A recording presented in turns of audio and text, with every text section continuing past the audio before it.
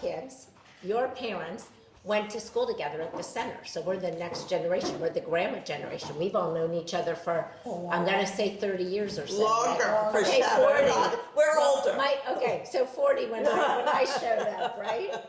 Right. So we're very grateful to have you all here to see our camaraderie, which I'm hoping will also be your own camaraderie. Making challah is very much a family event. It's usually made every Friday night to celebrate Shabbat or to celebrate the end of the week and the time for families to be together. It's also made on the Jewish holidays where there are different shapes, like during New Year's, we make a round one to continue in the new year. And the most significant portion of challah is that it's braided because that's connection and love. And we feel very grateful to be able to have our connection with our own families and each of you. So the first thing we're gonna do, and we're gonna all take turns doing whatever the heck we're doing, is put the yeast into What does the yeast do, Sean?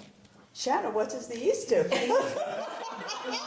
Oh, the yeast makes it rise, okay? It makes it puffy.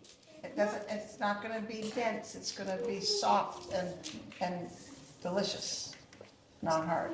And one more, can I say one more Ask thing? anything. And that is, one holiday that you don't have challah on is coming We'll up. see, we'll see. What were we what just talking holiday about is in the next car? week? What holiday that I next told week you? that we do not eat challah? Remember, they didn't have time to let the bread rise, and so we eat right? So The Passover, right? we don't have challah, so that's very important to Yes, us. we were just talking about that in the car. Billy lost a tooth on Passover. Wow, mazel Good tov. memory. Okay, we're gonna put the yeast into warm water, which is between 100 and 110 degrees, which will allow it to rise. It takes a minute, I just need to stir it. and You know put what's it in. funny? I mix, just so you know, I take my oil and my honey, I put it in a bowl, and then I put in my water and my yeast, and I do it all together. Needs a little sugar. Yeah, you definitely have to have sugar. Why do you need to add sugar and honey? Doesn't the sugar make it sweet?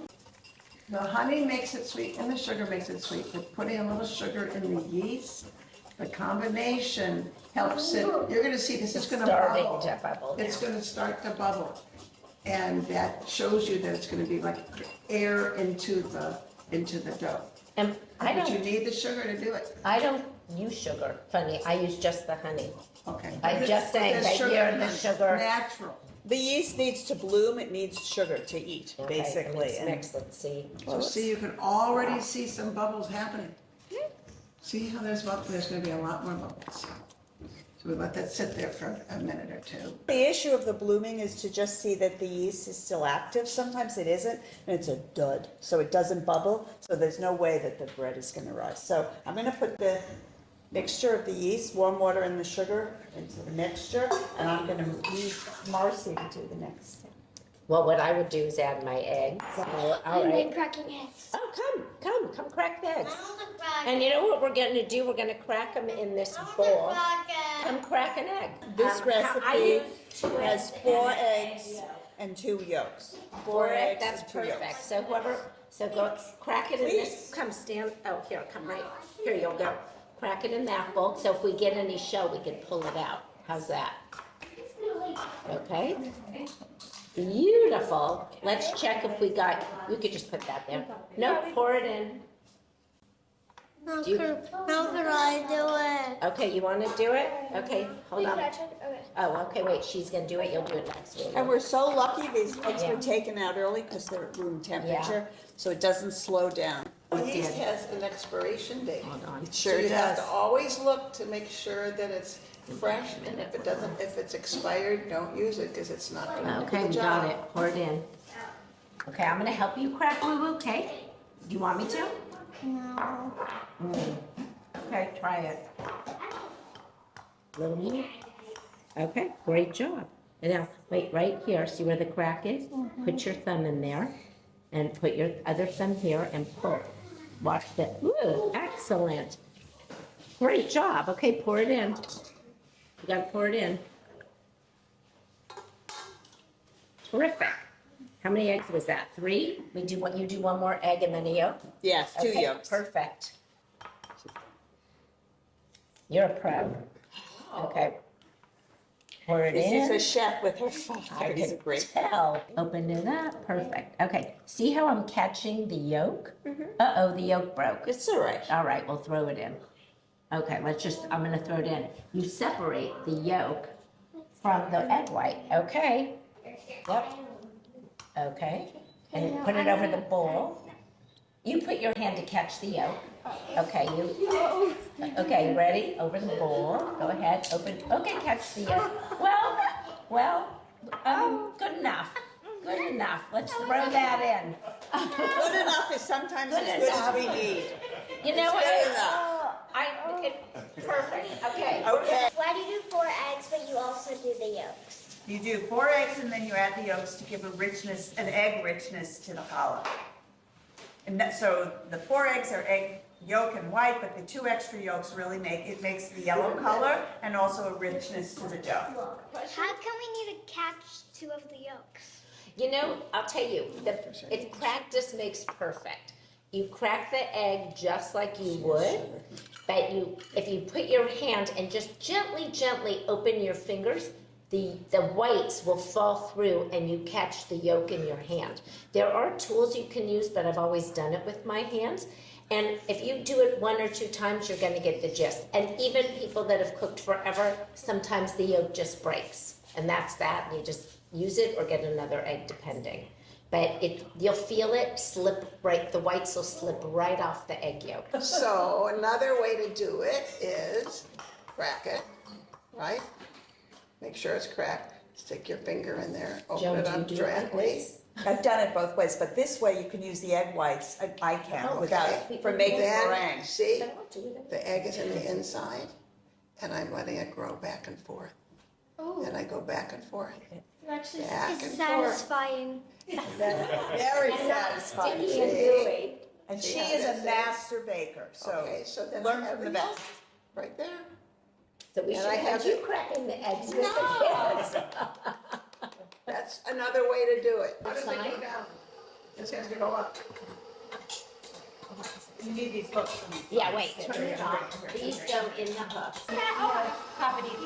What? And it's gonna beat up the egg inside the yeast water with a little bit of sugar that's in there. And we're mixing this up. I'm not sure that the dough has to go into it. But we're not ready for the dough. Okay, so while it's doing that, we're gonna add some sugar. So a 1/4 cup of sugar and 1/8 of a cup. How much is a 1/4 of a cup and 1/8 of a cup? 1/2. How many eighths are there in a 4? 4? 2. 2.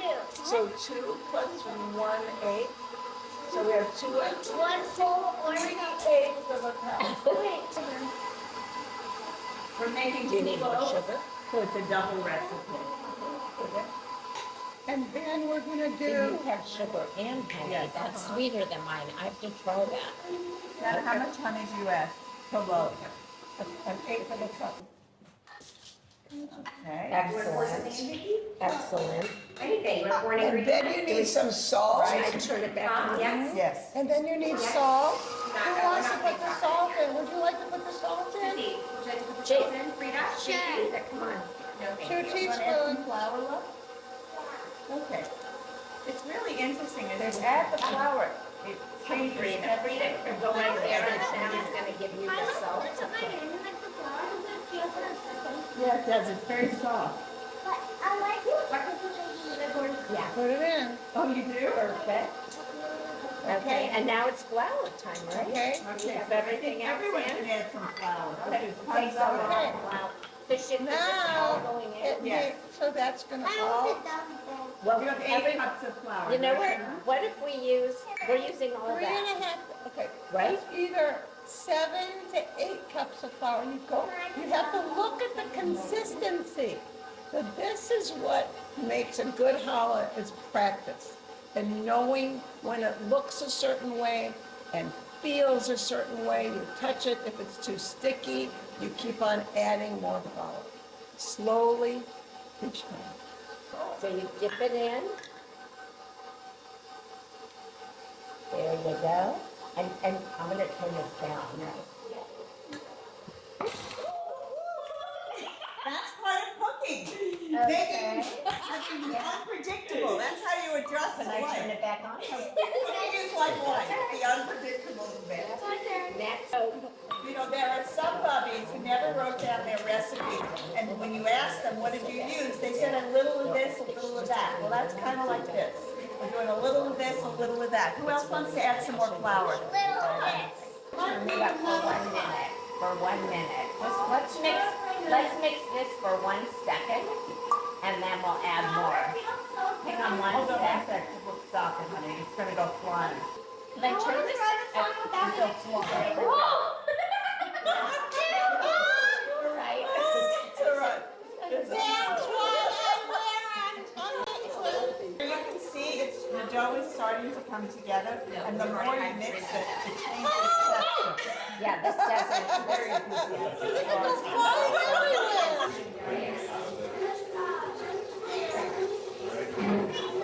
You don't think so?